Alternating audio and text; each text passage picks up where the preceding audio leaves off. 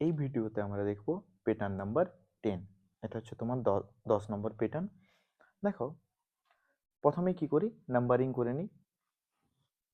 1 2 3 4 5। এর মধ্যে কতগুলো রো রয়েছে? 5টা। কলাম কতগুলো আছে? 1টা 2টা 3টা 4টা 5টা। কলামও আছে 5টা। এবার মেন কাজ হচ্ছে রিলেশনশিপ ফাইন্ড করা। দেখো, প্রথমের সবগুলোতে আছে 1, দেন 0, দেন 1, দেন अगेन 0, দেন 1। তাহলে কিভাবে করব যে এরকম কোনো রিলেশন আসবে? দেখো, তোমরা এই নাম্বারটাকে লক্ষ্য করো। 1 নাম্বার কলমে সবগুলোতে আছে 1। 3 নাম্বার কলমে দেখো সবগুলোতে আছে 1। 5 নাম্বার কলমে দেখো এটাতেও কিন্তু আছে সবগুলো 1।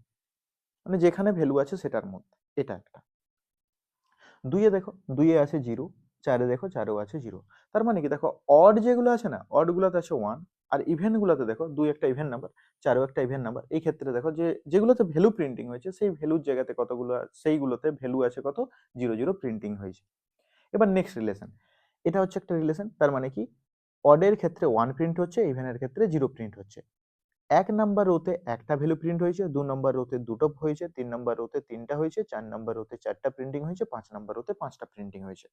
দেন তাহলে অ্যাগেন আগে এই পয়েন্টটা লিখে নিই, যেটা কটা করে প্রিন্টিং হচ্ছে প্রিন্টিং স্টেটমেন্ট হিসাবে। তাহলে int man int row comma column for row কত থেকে শুরু হচ্ছে, রো শুরু হচ্ছে 1 থেকে, কত দূর চলছে, row less than equals to 5 অবধি, 5 নাম্বার রো অবধি চলবে। দেন রো প্লাস প্লাস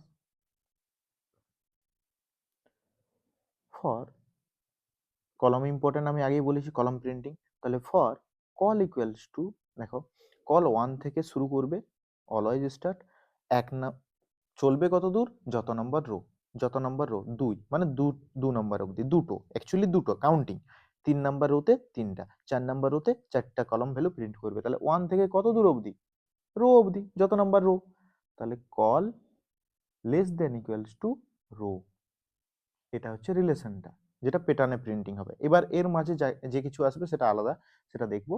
দেন কল প্লাস প্লাস, এটা হচ্ছে প্রিন্টিং প্যাটার্নটা। এবার তুমি যদি এখানে ধরো প্রিন্ট করো স্টার, তাহলে এইগুলোতে সবগুলোতে স্টার হবে, এই জায়গাতে স্টার, এখানে দুটো স্টার, এখানে তিনটে স্টার, যেটা তুমি দিবে সেটা। কিন্তু আমার দরকার যেখানে অড নাম্বার কলাম আছে সেই অড নাম্বার কলামে 1 আর ইভেন নাম্বার কলামে আসবে 0। তাহলে কিভাবে করব, দেখো প্রিন্টএফ %d, ঠিক আছে। দেখো যদি আমি এই ক্ষেত্রে, দেখো 1 নাম্বার কলমকে, কল ভ্যালুকে যদি আমি মড করি 2 দিয়ে, তাহলে কত পাবো, ভ্যালু 1। 2 নম্বরকে যদি মড করি 2 দিয়ে, তাহলে কত পাবো, 0। 3 নম্বরকে যদি মড করি 2 দিয়ে, তাহলে ভ্যালু কত পাবো, 1। 4 নম্বরকে যদি মড করি 2 দিয়ে, তাহলে ভ্যালু কত পাবো, 0। আর 5 নম্বরকে যদি আমি মড করি 2 দিয়ে, তাহলে ভ্যালু কত পাবো, 1।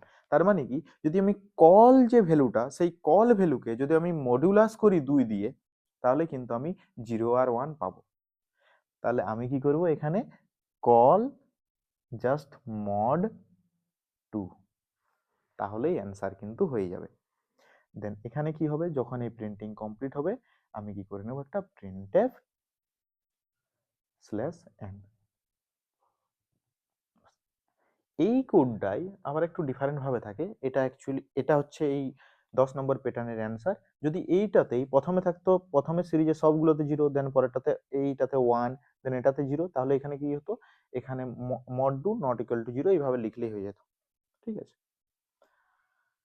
তখন একটু চেঞ্জ করলে হয়ে যেত, তখন অড গুলোতে হতো 1, ইভেন গুলোতে হতো 0, সরি অড গুলোতে হতো 0 আর ইভেন গুলোতে হতো 1। এইভাবে জাস্ট এক লাইন চেঞ্জ করলেই হয়ে যেত।